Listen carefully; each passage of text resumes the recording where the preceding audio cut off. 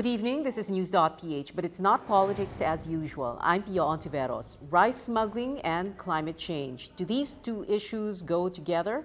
Oh yes, they do. They both create and perpetuate an imbalance. We'll talk about today's Senate investigation into rice smuggling, but first we'll talk about climate change. We'll speak to climate change chief negotiator Naderev Yeb-Sanyo, who is here in the country doing school tours. Good evening, Commissioner Sanyo. Thank you for joining us. Good evening, Pia, and thank you for having me here. Let's talk first about the most recent, Agaton. How did we handle it? Did we handle it well enough? Well, Agaton is obviously another one of those freak events where you see a low-pressure area developing into a tropical depression and then becoming a low-pressure area and behaving really crazy and unpredictable. Yeah. But, and stationary for so long. Stationary, yes. So it's always difficult to cope with a stationary storm. And in this case, I think we did pretty well. 60 deaths is still something that's very tragic.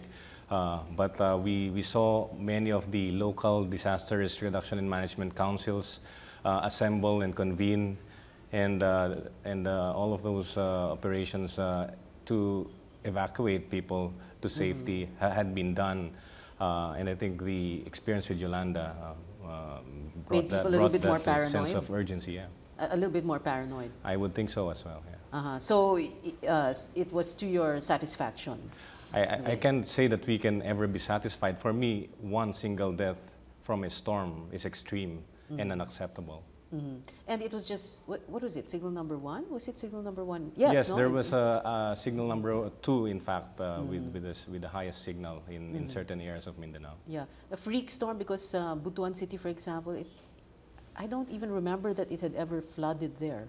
Well, Butuan had been experiencing floods in recent years, and okay. but what's but not this magnitude, no? Yeah, but again, what's disturbing with Agaton is it's stationary and it's bringing a lot of rain with it, and at the start of the year in January, it's also odd that we would have a storm having different categories in its lifespan.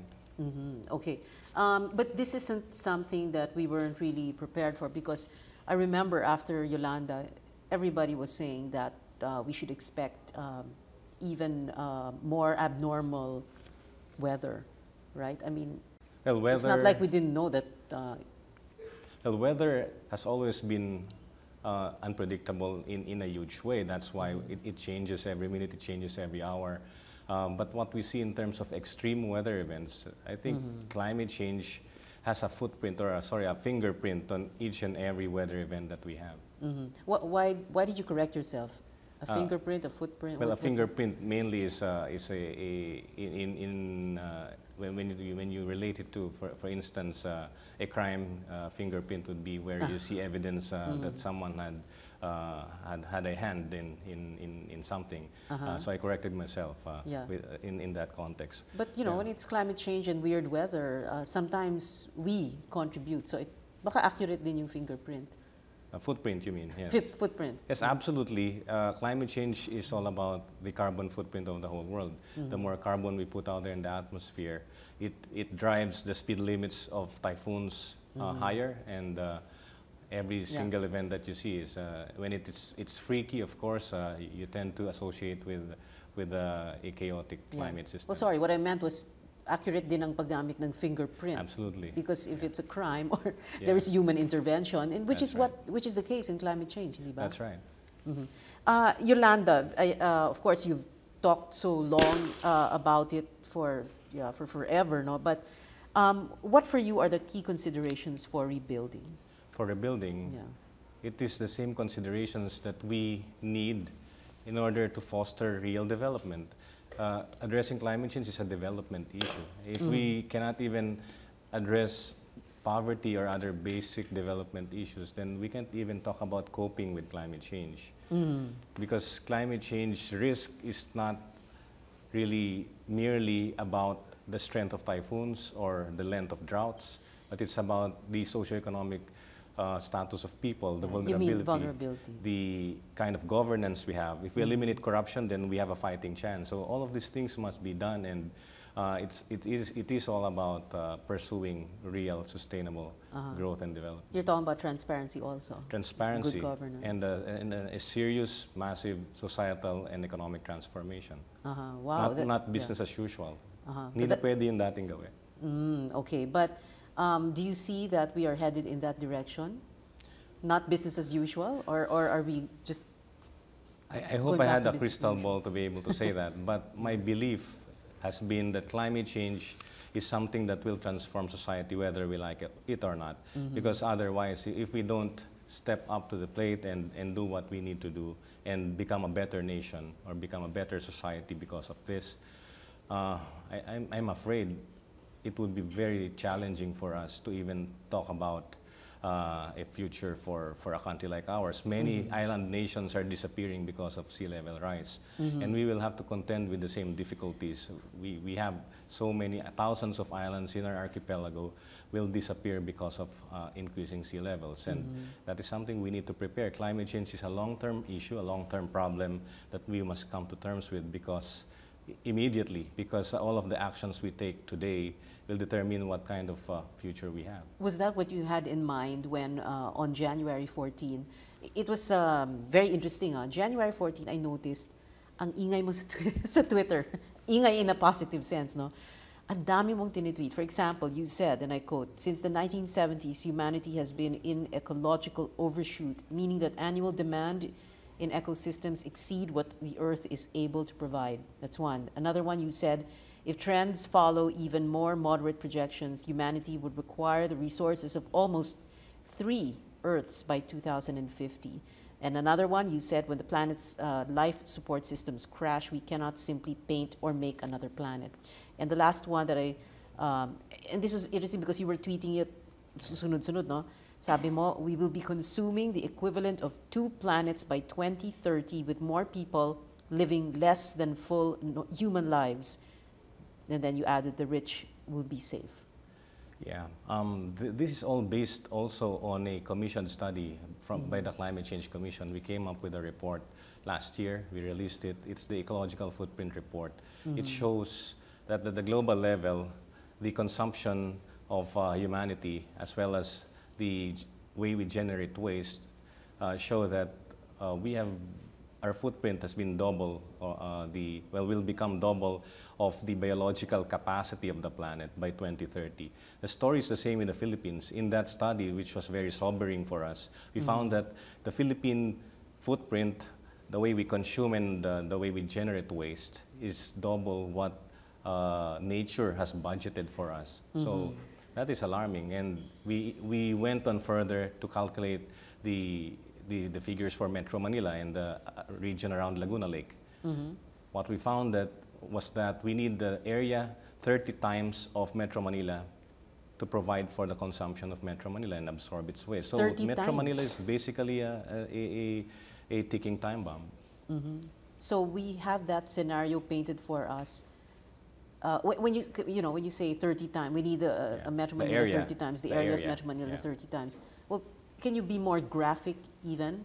Paint the scenario. What's it going to be like? What are you saying? People will be going hungry? What? We rely on a certain area of land and water as well to provide for our consumption, for our food, and to absorb all the waste we generate. Now, the area of Metro Manila is just too small to provide for that. Maybe we survive because we have hinterlands that provide us with the surplus from the rural area. That's why Metro Manila is still here and is still surviving. But what we're saying is that the kind of pollution that we generate, the kind of consumption that Metro Manila has, requires 30 times its area. We can't even handle our own garbage, right? Yes, we cannot. And that has a lot to do with the way we build resilience against climate change. Because if the score for us is so that even the area available for us to provide for our needs is not enough, then we can't even talk about building real resilience against the impacts of Say that again. What year is that going to happen? Right now. That is the calculation for the current year. It sounds very similar to when I ask like Paul Alcazar, an architect, when should we have done this? No, whatever it is. He goes, yesterday. Yeah. Parang ganoon. Okay. You're here now, like we said in the introduction, for school tours. So you're going around different universities here in Metro Manila and outside Metro Manila. What do you encounter? What are students saying? What are the young people saying? Well, it's been very heartwarming to see so many young people now realizing and expressing their big concern about climate change as a serious issue. And this was difficult for us to communicate, and it did not resonate so much 10 years ago. But now it's so easy for us to get the support of young people, and we would like to invest in the youth. Because, as I said, it will require massive societal transformation, and we need the youth to help us win this war. It is a war, and a war we cannot afford to lose. Okay, it's a war. Yeah. So that means we're going to war. We should mobilize the resources of our society as if we are going to war. Okay, so earlier we talked about resilience and rebuilding.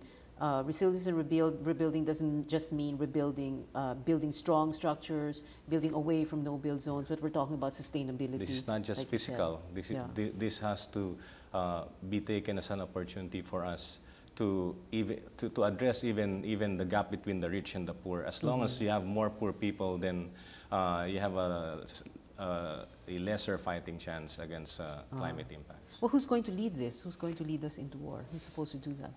Well, obviously, we need leaders who recognize the seriousness of this situation. And well, President Aquino is taking the steps in the right direction by addressing corruption. Of course, there's still a lot of challenges with respect to transparency and getting rid of the leakages in government. But that is an important first step. If we are to become a better nation and address poverty and address all of the environmental and ecological challenges we face, addressing corruption is an important minimum. Well, there's that opendata.gov. Yes. Okay. You're named the Wiki Pinoy of the Year. That's right. I was so glad to receive such an honor, especially that the Wiki Pinoy of the Year for 2012 was Jesse Robredo. So this is such a humbling tribute for me. You've always been known to get very emotional. In that last speech, where was that? In Warsaw. In Warsaw, no? You ended up in tears. But before that, you had other speeches na ganoon din ng nangyari. I think what makes it so emotional is that every time we go to a United Nations meeting on climate change, it is as if on cue a strong super typhoon would hit our country. So in Qatar in 2012, Typhoon Pablo hit Compostela Valley and Davao Oriental. So, and we were delivering a similar speech, trying to save the Kyoto Protocol, and we ran into a very frustrating situation where the rich industrialized countries would just be very difficult and refuse to move the process forward. And then that same scenario repeated itself late 2013. That's right. That was Yolanda. At that time, you were already in Warsaw. I was already in Warsaw. I left Manila on November 7. You were on no, it wasn't a hunger strike. No, it was fasting. No, I never called it a hunger strike. I went on fasting, hoping, first and foremost, in solidarity with our countrymen who were struggling to find food, and that was well known. The other reason was that I wanted to drive progress in the United Nations process, which is very frustrating, and we predicated the fast on the hope that certain things would be achieved, including the seriousness of rich countries to cement their commitments to prevent dangerous climate change. So were those certain things achieved? No, based on what the planet needs, we failed dismally, but the political realities based on the narrow interests of sovereign nations, I think we got more than what we expected. In fact, one of the things we took home was the International Mechanism on Loss and Damage. This mechanism allows us to talk about compensation in the face of losses and damages we incur after impacts of climate change. Okay, and how is that going to work in our case, for example? Well, maybe not for Yolanda, but in future experiences that would lead to losses and damages because of climate change impacts, we may be able to use this mechanism for compensation and to prevent further losses. Okay. Last words, Commissioner Sanyo, sorry. As I mentioned earlier, climate change is a challenge that we must take seriously, and it demands us to build a better nation. That is a minimum. That is not even an option. It's the only thing that we can do to confront this challenge. Climate change will not be solved by a single country, but by the whole world. But as we wait for that international effort to take momentum, we must, in our own right, claim the responsibility and be responsible for our development choices. And that is very important. Okay, people can get in touch with you and follow you on Twitter, for example. Yes. You are your Twitter name @Yeb Sanyo. That's right. Is it Enye or just No, Eno? it's not Enye. Okay, capital Y, small e, small b, capital S-A-N-O. Okay, thank you very much, Commissioner Yeb Sanyo. Thank you, Thank you Pia. for being here. Hope to see you again. Thank you so Salamat. much. We're taking a short break. News.PH will be right back. Stay with us.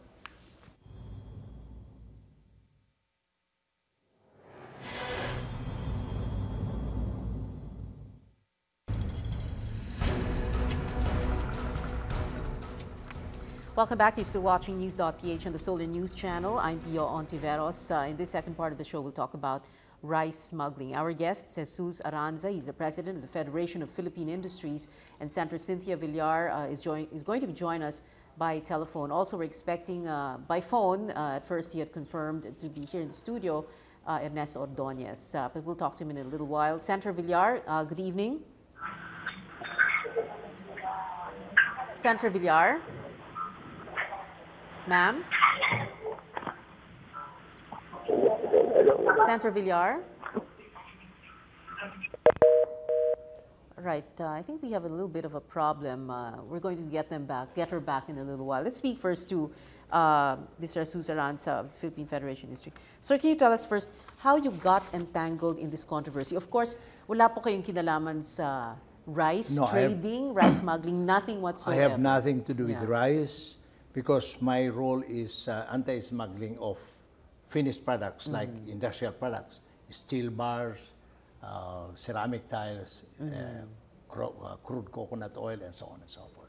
So the reason why I came into the picture is because I read in the newspaper that they mentioned a certain David Tan, and that NBI has no lead at all to trace this guy. And that was an order in the Senate that these people should wear masks.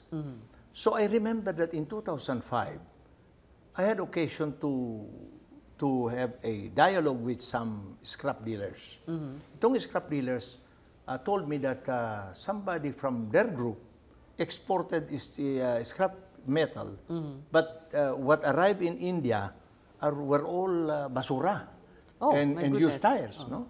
Baka yun yung scrap talaga. Yun talaga Yun scrap, talagang no? scrap, okay. So what I did, I said, okay, I will help, because as part of my job as chairman of the Federation of Philippine Industries and president, it is my job to protect the image of all our exporters. Otherwise, if we are be labeled as unscrupulous exporters, then what will happen? We will be blacklisted. No?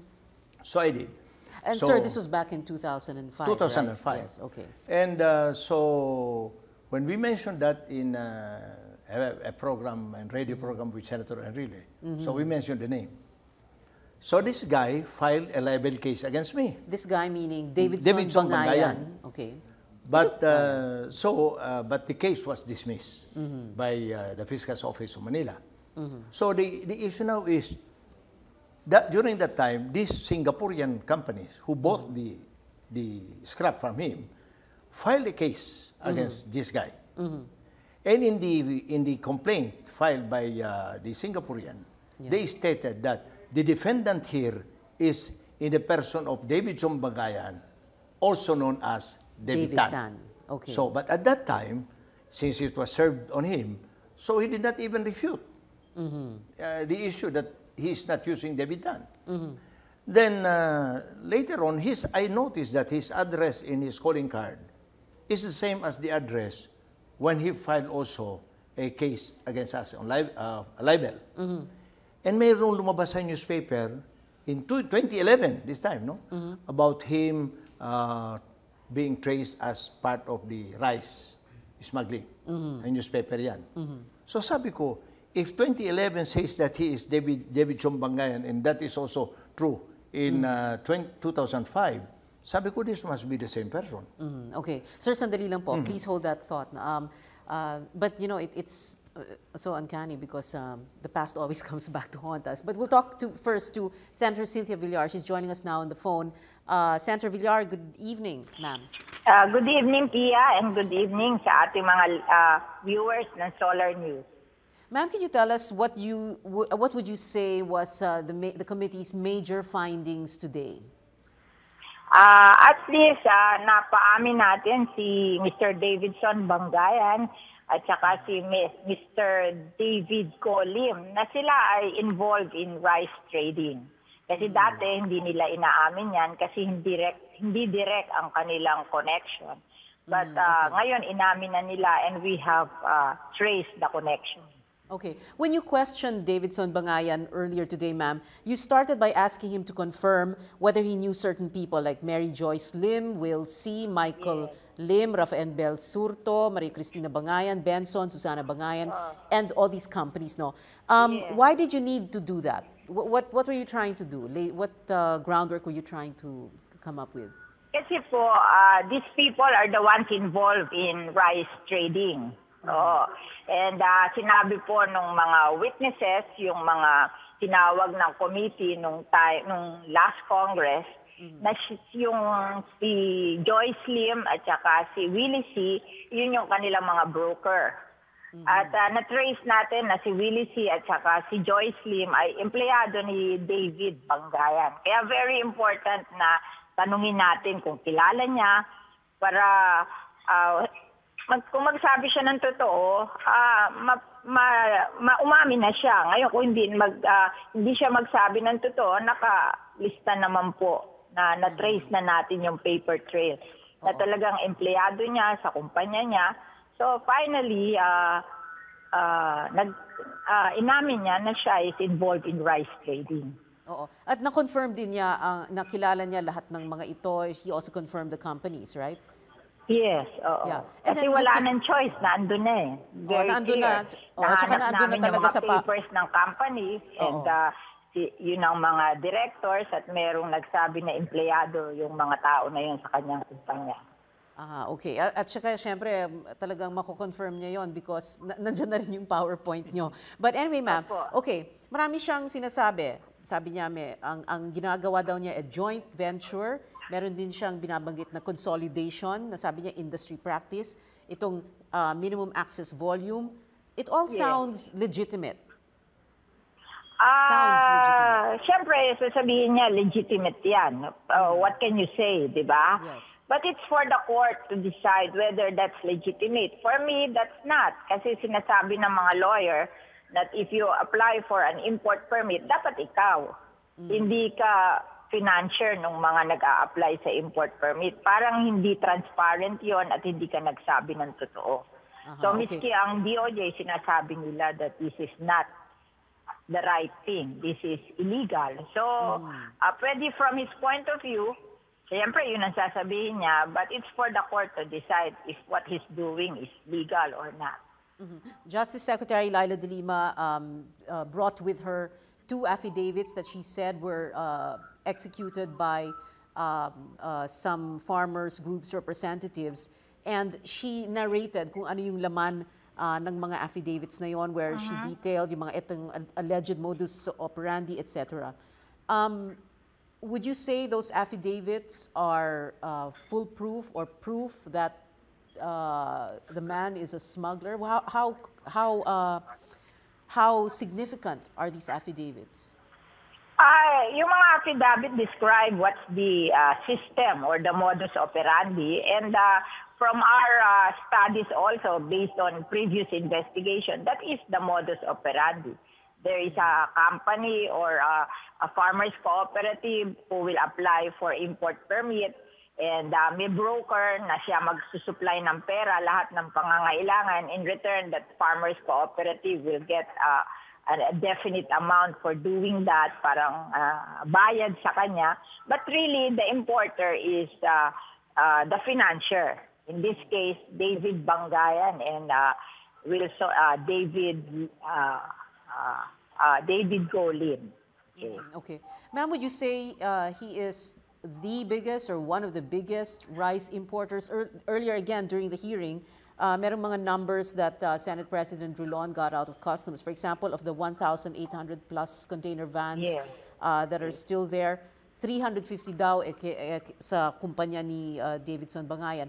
Gaano ba siya kalaking rice importer? Do you already have that information? Marami sila, so I don't know how much ang share ng bawat isa.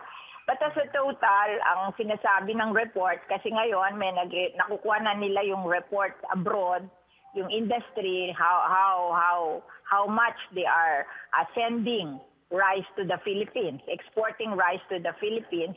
At noong 2012, ang nawala na hindi pumasok sa customs is about 800,000 metric tons. At ngayon 2013, about 1 million metric tons. So, yun yung total na smuggle. So, yun ang volume. We just don't know kung sino how they share that kind of rice, yung ganong kalaki na rice import na smuggled. So, walang report na ganon. Basta alam lang ng mga farmers association na may ganong karami na na-smuggle sa Pilipinas for the year. Senator Enrile confronted the Bureau of Customs about the smuggling that he says is happening right in their backyard, and then he described it, yung sinasabi niyang tara, yung rice daw discharged shipside. Sabi niya, 20-footer, 60K, 40-footer, 80K, walang bukasan, etc. When you heard that, ma'am, was that the first time that the committee heard something like this? Did it shock you? Did it surprise you? What did it mean to you? It's common knowledge naman na merong mga ganyan sa customs. And even the new customs commissioner inadmit niya na it's a practice and it's something na sana mapigil nila, pero tingin nila mahirap, but they will try. That's a practice sa customs na walang bukasan, you just pay. So kung halimbawa ikaw importer, sasabihin mo lang hindi yan rice kasi there is a quantitative restriction on rice kasi we are protecting our farmers. So pwede mo sabihin na that's construction material pero rice. Dahil walang bukasan, then dire-diretso. Diba? But what can we do about that? I mean, can we really do something about it? Or pababayaan na lang ba natin? Kasi hindi. As Sunny Sevilla was saying, yung ating mga farmers ngayon, very militant. Nagre-raise nga sila ng pera, piso-piso for every farmer para ibayad do sa magwi-witness against smugglers. So you can see even though how poor they are really exerting effort. The industry is very active now. They're really bent on fighting smuggling. So ako naman ay tumutulong sa kanila. At we're very confident na kung hindi naman natin ma-eradicate totally, that we will lessen these practices. Kasi siyempre, pag alam na ng mga tao how they do it, mas madaling magbantay. Okay. Senator Enrile also handed over some documents to you. These were the same documents, if I'm not mistaken, that Mr. Aranza, who is here with us in the studio, submitted and presented to the media yesterday. So ito po, ma'am, yung may complaint affidavit, andun po yung sinasabing pareho lang daw si Davidson Bangayan, ka David Tan, etc. Were you able to go through the documents? Did you see those pertinent portions? Ito po ay nasa committee na namin, and Senator Ponce Enrile is very sure that Davidson Bangayan and David Tan is one and the same. Based on the documents. Lawyer siya, siguro tama naman siya. Oo. Well, what do you think, ma'am? Sa akin kasi na-trace ko na yung connection ni David Bangayan sa rice trading. So, immaterial kung si David Tan siya o si David Bangayan siya. Basta si Bangayan, na yun ang gusto niyang pangalan, na-connect na namin sa rice trading. So, naraman na natin yung modus operandi. So, it's now for the court to prove that they did something wrong. Okay. Final words po from you, ma'am. Pardon? Final words? Ako po ay nagpapasalamat sa lahat ng tumutulong sa amin in this investigation, especially the agriculture industry, yung ating mga farmers, fishermen, at saka yung ating mga livestock manufacturer, yung ating breeders, and all that, because sila ang inspirasyon namin. That's why we're having this investigation. They're always in the office and lobbying that we investigate, and they give us all sorts of information which are helping us to be able to do our work well. So, yan lang po, we will try to do our best, and of course, we are doing this for the benefit of our agricultural workers. Maraming salamat, Pia, and maraming salamat sa Solar News. Thank you very much, Senator Cynthia Villar. Thank you for joining us on the phone, ma'am. All right, let's go back to Mr. Jesus Aranza. Sir, so balikan lang po natin yung story niya, then we'll talk about the other matters that she brought up. So you were already at that point na itong 2011, lumalabas na naman yung pangalan niya. Lumalabas yung news. Gusto ko lang liwanagin yun because kailangan balikan natin what happened at that time. I'm talking of scrap metal na mga anomalies. No? So, but going over the affidavit of complaint of nitong si Davidson Bangayan, I came across on page 7. I want to give a copy to you. Oh, I have one, sir. It's okay. You have? Oo. Okay. Now, ang nakalagay doon is on page 7, it says, he is definite that the publication refers to him because there is only one person by the name of Davidson Bangayan, also known as David Tan. And he also attached a certification from a foreign buyer, customer daw niya, to attest to the integrity of the company. So, nakita ko yung exhibit I. Ang nakalagay naman, this is a certification to say that the company is a reputable company, and this company is owned by Davidson Bangayan, also known as David Tan. And so, it shows that there is that link na talagang by his own admission in his complaint, which he filed with the Fiscal's Office of Manila. Ano pa ba ang kailangan mas mabigat na prueba na he is one and the same person? Well, what were you thinking when the Customs Bureau in the last 2 or so weeks was saying na hindi namin alam kung sino si David Tan? You know, there was a lot of confusion. Yung bago sa custom, maaaring hindi alam.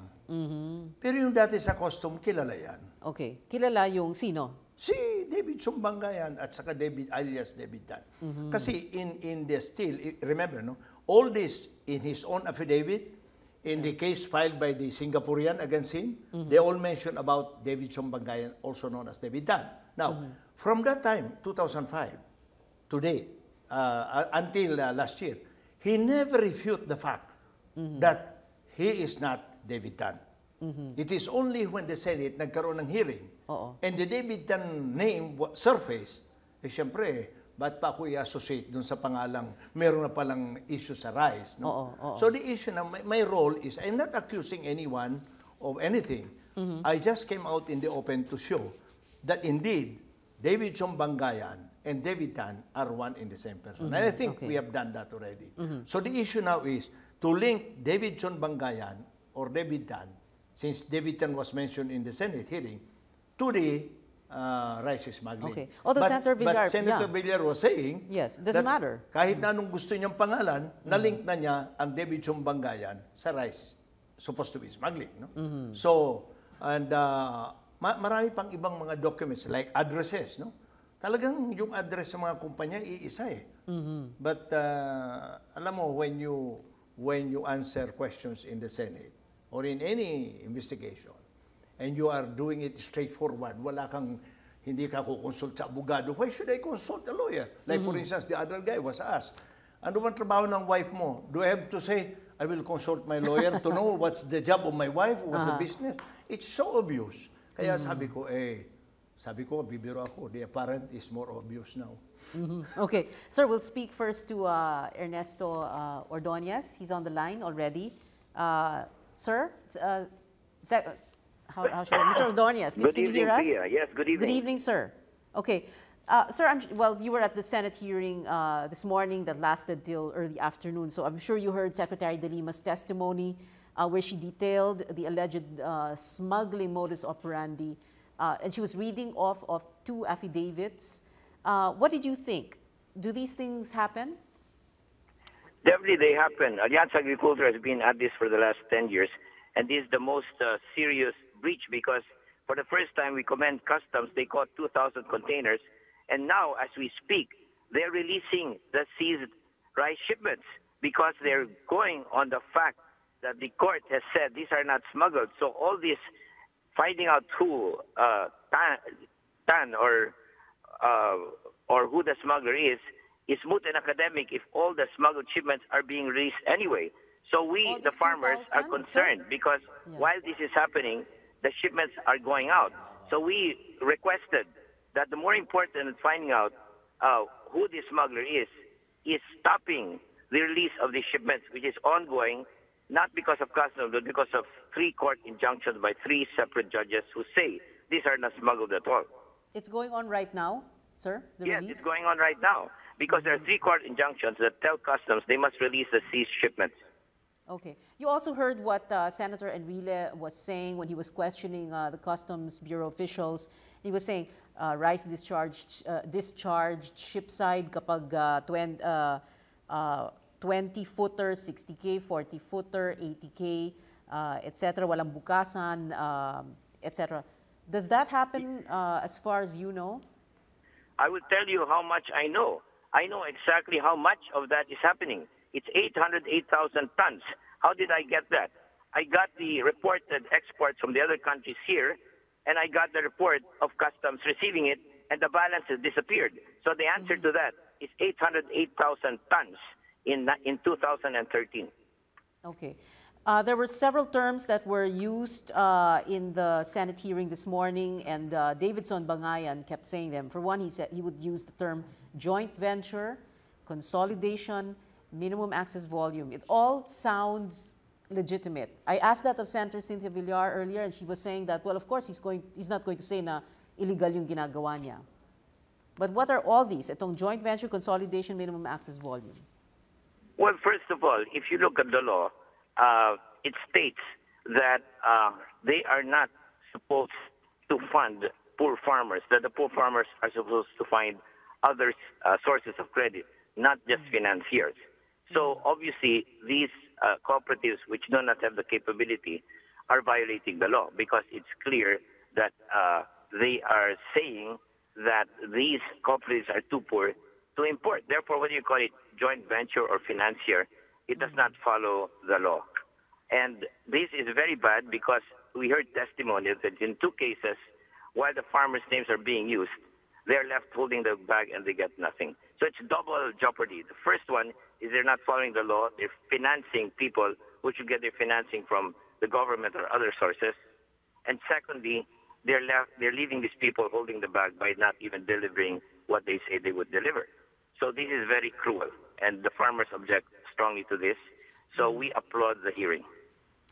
Senator Alan Cayetano had asked Secretary De Lima also during the hearing if there was any quote-unquote malaking tao or politiko who is behind this rice smuggling. Kasi sabi niya, and we paraphrase, hindi naman pwedeng tumagal yan nang walang nagbabackup doon. Secretary De Lima had said there is information, but it had not yet been validated. What information do you have, sir? The information we have, first of all, is already there in terms of the fact that the people behind the cooperatives are the financiers. And the financiers, many of them, have very cloudy records, and there is proof that they're engaged in illegal activity. But behind these financiers might be an even bigger one, a really big one, who is using all these people.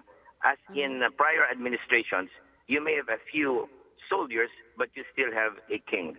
And we believe that there is a king or two here. As a matter of fact, we believe we know the name, but we're not at liberty to tell you. We tell that to justice, and they let the legal process proceed so that everybody is protected by the law. A king or two here. So when you say king, obviously this is male. Well, We think it's a mayor. Of course, you may be mistaken because, like one person said, it's his wife who does everything, but it's his name that comes out. Pero So hindi po we ito, don't know for sure, but the ones we know of would be male. pero hindi po ito rice trader, no? We're talking about politico or someone associated with a politician?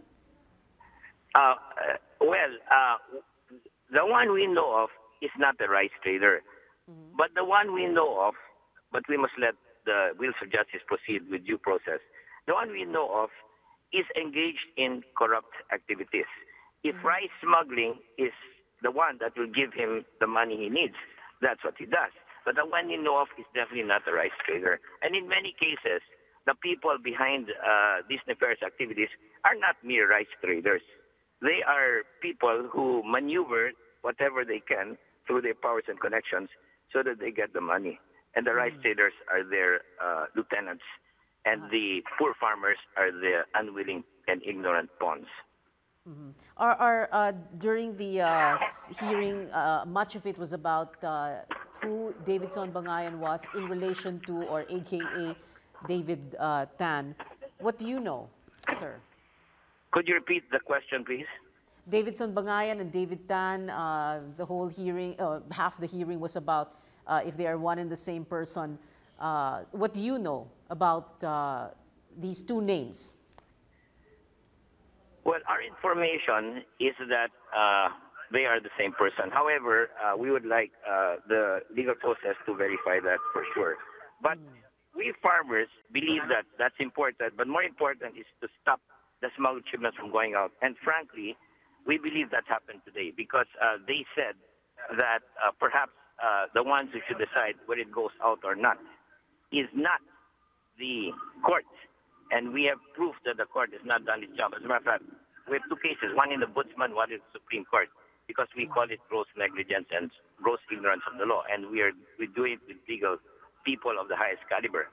We believe that today there is a sense that they will stop releasing the smuggled shipments because of reason that A, there's a motion for reconsideration that's very strong, so they should not insist that customs release the goods even though there's a strong motion for reconsideration, and B, it is not clear that they have the authority to force customs to do this. Sir, you started your testimony with this story about when an auction takes place, the rice goes to the smuggler. Can you be more detailed? Yes. May I explain that? Yes. Many times that happens, but in this case I said something more dangerous. I said this time there is no auction, it will go straight to the smugglers. Why? Because if you follow logically what the courts say, this is not smuggled. If it is not smuggled, then it must be returned to the importer. And the importer is the smuggler. Now, in the event, for example, that they're not smuggled, then you just bring it back to the rightful owner. But we have all the information to show that this is definitely illegal and therefore smuggling. And there is no conflict, as some people want to make us believe, between WTO and our local laws. While it is true that WTO had in principle that seizing of the quantitative restrictions as of June 30 in 2012, we know that every country looks at this guideline and determines a pace at which they will comply. And the Philippines is looking at that pace, and the fact that only in December, which is last month, in Bali, Indonesia, they raised no objection to this, means that they recognize this. We're now under negotiation, and there has been no complaint from any country. And before you can change our law, you must first of all have a directive. There must be a complaint. There's no complaint. There must be a decision that the complaint is valid. There's no decision. And our laws stand. We need import restrictions. So there is no fight between WTO and us because WTO recognizes our having import restrictions. Customs Commissioner Sevilla earlier gave an example of nauuna daw ang court injunction bago pa dumating yung shipment. And he mentioned Batangas specifically, January 10. Is this a regular occurrence or what is it? Allianz Agricultura has been following that not only in rice but onions and all the rest, and we're informing you of this. This is a pattern that's happening all across customs, where in fact, very often, they violate the law. For example, an import shipment comes in. without import permits. 1 month later to get the import permit, and they let it out. This is wrong. The import permit must be gotten before you import. This is happening systematically. That's why the farmers are fed up. They have now gone to court themselves. They've gone to the ombudsman, and they've gone to the Supreme Court. We've got the best lawyers. We feel we will win our case. We have a case against the judge in Davao because he acted in a way that was not proper. He did not even give a chance for the government to give its view. And we have a case against the person in customs who testified, giving the wrong position and giving a statement that he was not authorized to give. It's only the Solicitor General who could give this case. And he started talking and even said something wrong. He said there's no official position when there is an official position. Because of what the lawyer says, the judge ruled that there is no smuggling. Unfortunately, 2 more judges in Batangas and in Manila said the same thing. And customs told us they have to follow what the courts say. And we said, no, what you must do is ask for reconsideration, which they've done, and get the thing straightened out, because the farmers would consider this an act of hypocrisy if they get the sea shipments and they release it anyway. But we do not blame customs. We are actually blaming right now the judge and the person who testified in the wrong way. And we're extending that. And we're joining the cases now against them. And we're with customs in this fight. All right. Thank you very much, Mr. Ernesto Ordonez of Allianz Agricultura. Thank you, sir, for joining us. Thank you for the opportunity. Mr. Aranza, let's go back to your story. Yes, go ahead. Can I just show something? Yes, yes. Because I have here the affidavit of David Sumbangayan, which is a complaint affidavit. And this is the original copy. You can see, signed, and subscribed with Zone 2 before the Assistant City Prosecutor in 2005. I'm showing this because this morning, the lawyer presented also an original copy. I don't know what's the purpose of the complaint affidavit. But he did not say that it has a different content. So what the Secretary of Justice did is to ask somebody to get a copy from the City Hall this morning. And we compare the copy of that coming from the City Hall and my copy. They're both the same. So I just would like, and that's why I asked during the hearing, to get that copy that they have submitted and test the age of that paper and the ink. Because this is circa 2005, and that has been 8 years. Okay, okay. Let's get final words from you, sir. Well, my role here is limited to establish the name. I have been fighting smuggling. This is not the first time. I have named names in smuggling, in ceramic tiles, in steel bars, in palm oil, and so on. So this is not the first time. I'm not accusing anyone. I've given everything, and I believe that this is more than enough to have a conclusion that this guy, Bangayan, and Debitan are one and the same person. So it is now the role of the NBI to file a case, or to investigate and file a case if necessary against Bangayan or Debitan in the issue of rice smuggling. Well, we did invite him and or his lawyer, but they declined the invitation. But thank you very much, Mr. Jesus Aranza. Thank you, sir, for joining us this evening. Welcome. And thank you for watching. I'm Pia Hontiveros. This is News.PH. See you again next Wednesday. Good night.